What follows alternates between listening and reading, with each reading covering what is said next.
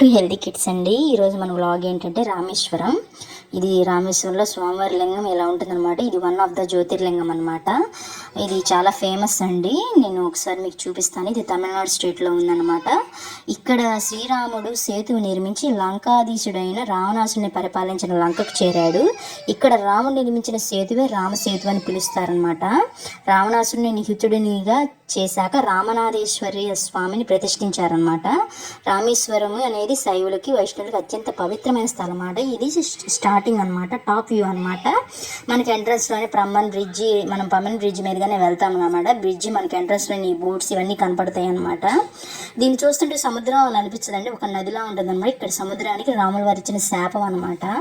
So ఇదిగో Pamban bridge, ఈ bridge మీదుగానే మనం వెళ్తాం అనమాట. ఈ బ్రిడ్జ్ కనపడుతుంది అనమాట మనకు రోడ్ వ్యూ. ఇది రోడ్ వ్యూ అనమాట.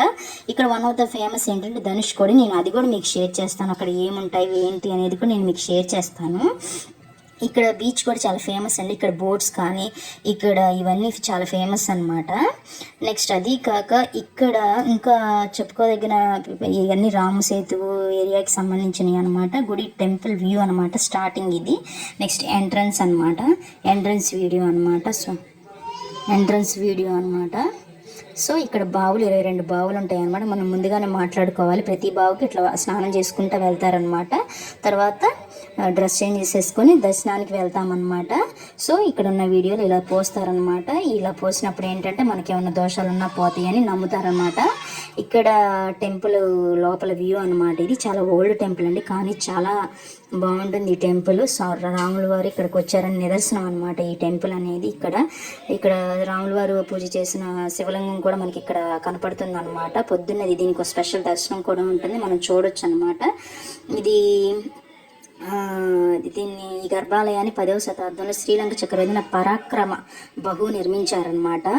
ఇది ఇక్కడ స్వామివారి విగ్రహం ఇలా ఉంటుందన్నమాట. నేను వీడియోస్ తీయలేకపోయాను, కొన్ని క్లిప్స్ పెట్టాను, కొన్ని ఫొటోస్ పెట్టాను. ఇక్కడ రామచంద్రుడు నిర్మించినట్లుగా చెప్తున్న వంతెనని ప్రదేశాన్ని రామ్ సేతు అంటారు, సీత తీరం అంటారు, సేతు తీరం అంటారు అనమాట.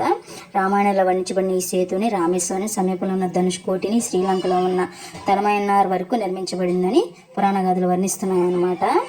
నెక్స్ట్ ఇక్కడ బయట ప్రకారం తూర్పు పశ్చిమ వచ్చేసరికి 690 అడుగులు, ఉత్తర దక్షిణం 435 అడుగులు, తూర్పు పశ్చిమ 649, ఉత్తర దక్షిణం 395. ఇక్కడ సముద్రం, ఇది ధనుష్కోడి అనమాట. ఇక్కడ మన ఆర్మీ ఫోర్సెస్ నేవీ ఫోర్సెస్ ఇవన్నీ ఉంటాయి అనమాట. ఇక్కడ 3 సింహాల సింబల్ కూడా ఉంటుందన్నమాట. ఇది ఎడ్జ్ అనమాట మన శ్రీలంకకి. ఇక్కడ నుంచి చూస్తే మనకి నైట్ పూట కనిపిస్తుంది అనమాట. శ్రీలంక వ్యూ అవన్నీ కనిపిస్తుంది అనమాట. ఇక్కడ భక్తుల నమ్మకం ఏంటంటే కాశీలో ఉన్న వాటిని తీసుకొచ్చి మన రామేశ్వరం చేస్తే అది ఫుల్ఫిల్ అయిందని నమ్ముతుంటారనమాట.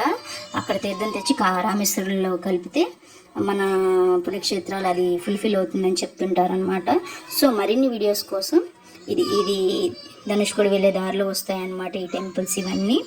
ఇది చాలా చూడదగిన పుణ్యక్షేత్రం అని నాకు అనిపించింది. చాలా ఫేమస్ అనమాట. రాముల వారు ఉన్నారని ప్రత్యేక నిదర్శనం అనమాట. సో ఇక్కడ 3 సింహాల ముద్ర ఇలా ఉంటుంది అనమాట ఎండింగ్స్లో. సో ఇలా ఉంటుంది. ఇంకా ప్లీజ్ సబ్స్క్రైబ్.